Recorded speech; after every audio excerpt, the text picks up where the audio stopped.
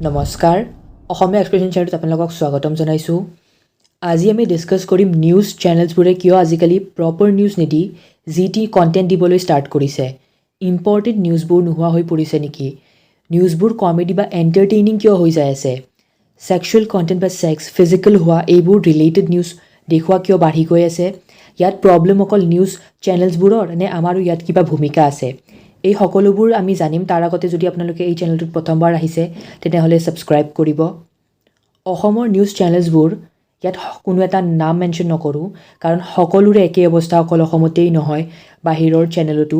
চ' অসমৰ নিউজ চেনেলবোৰে TRPত আগবাঢ়িবৰ বাবে কি কৰে? মাজে মাজে কিছুমান সৰু সৰু বেচিক নিউজ দিয়ে যিবোৰে ভিউৱাৰ্ছ গেইন কৰিব পাৰে। বেচিক নিউজ মানে যিবোৰ ইমান গুৰুত্বপূৰ্ণ নহয়, তাতকৈও ভাল ভাল নিউজ থাকে। এনেকুৱা নহয় যে নিউজৰ অভাৱ হৈছে। সেই নিউজবোৰ একদমেই ইউজলেছ বুলি নকওঁ কাৰণ কিছুমান ক্ষেত্ৰত এৱেৰনেছ আনে, বাট ৰিপিটেডলি সেই বেচিক নিউজটোৱেই চলাই থাকে নিজৰ TRPৰ বাবে।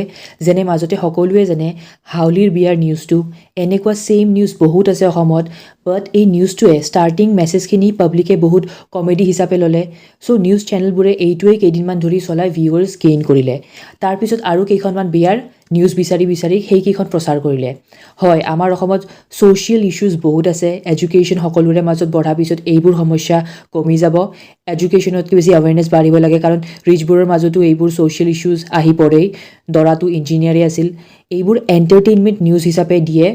তাৰোপৰি এডাল্ট কণ্টেণ্ট বা য'ত কোন মাষ্টৰে কোনজনী ষ্টুডেণ্টক ফোন কল কৰি লাইন মাৰি আছে, ছেক্স ৰেকেট ক'ত আছে, কোনটো ৰুমত কোনকেইজনী ছোৱালীয়ে ঠাণ্ডা কৰি আছে, কাৰ MMS লিক হ'ল, আৰু এতিয়া স্পাৰ নিউজ হৈ আছে ফেমাছ।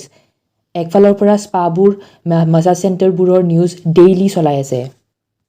চ' এনেকুৱা নহয় যে এইবোৰ নিউজ নহয়, এইবোৰো নিউজেই। বাট এইটোকে যদি নন ষ্টপ চলাইছে তাৰ মিনিং এইটোৱে পপুলাৰিটি গেইন কৰি আছে। তাৰোপৰি নিউজ চেনেলছবোৰৰ মাজত ভিউৱাৰ্ছৰ কম্পিটিশ্যন আহি যায় যে এইটো চেনেলত এই নিউজটো বহুত চলিছে, চ' আমিও ইয়াৰ প্ৰচাৰ আৰম্ভ কৰি দিওঁ। তাৰোপৰি বহুত নিউজ পৰ্টেলছ ওলাইছে আজিকালি, নতুন নতুন ৰিপৰ্টাৰ্ছ, এডিটাৰ্ছ সকলো নতুন নতুন আহিছে চাগে।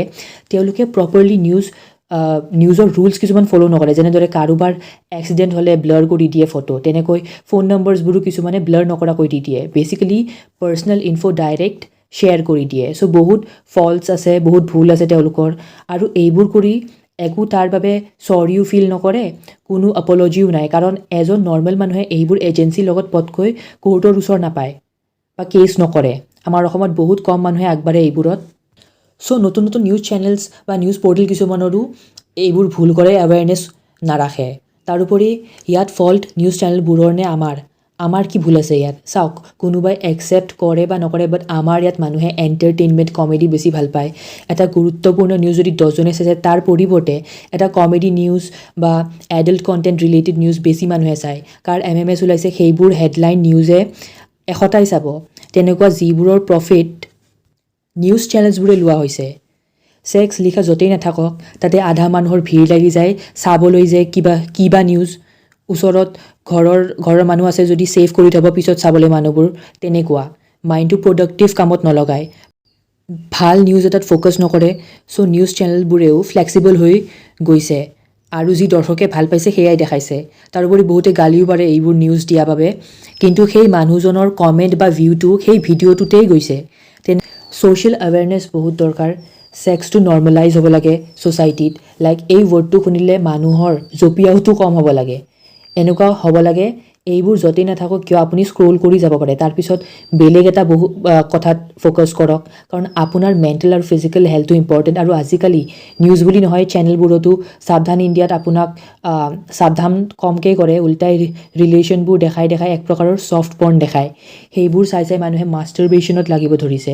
ছফ্ট পৰ্ণ ৰিলেটেড কমেডি, চিৰিয়েছ, থ্ৰিলিং যিকোনো জনৰা বাঢ়ি গৈ আছে। চ' এভইড কৰা ষ্টাৰ্ট কৰি দিয়ক।